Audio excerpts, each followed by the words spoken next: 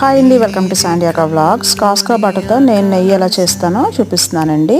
ఈ 4 pack butter $14 పడుతుంది. Each packet almost ఒక హాఫ్ కేజీ ఉంటుందండి. అంటే మనకి హాఫ్ కేజీ ఒక $3.50 పడినట్టు కాస్ట్. ఇండియన్ స్టోర్లో నెయ్యి కొనుక్కునే కన్నా నేను ఇది ప్రిఫర్ చేస్తానండి. 2 రీజన్స్. ఒకటి, మనకి కాస్ట్ తక్కువ పడుతుంది, అండ్ ఆల్సో మనమే ఇంట్లో ప్రిపేర్ చేస్తాం కాబట్టి అందులో ఇంకా ఏ కల్తీ ఉండదు, ఆయిల్ అది ఏమి మిక్స్ అవ్వదని మనకు ఒక కాన్ఫిడెన్స్ ఉంటుంది. సో ఒక ప్యాకెట్లో 4 స్టిక్స్ ఉంటాయి. ఈచ్ స్టిక్ 113 గ్రామ్స్ ఉంటుంది. ఇండియాలో ఆవు నెయ్యి చాలా మంచిది, బట్ కాస్ట్ కూడా చాలా ఎక్కువ కదండి. యుఎస్ లోనైతే అసలు మనకి ఎక్కువ ఆవులే కనిపిస్తాయి. ఇక్కడ దొరికే పాలన్నీ కూడా ఆవు పాలే ఉంటాయి. ఇక్కడ గేదెలు చాలా తక్కువ ఉంటాయి.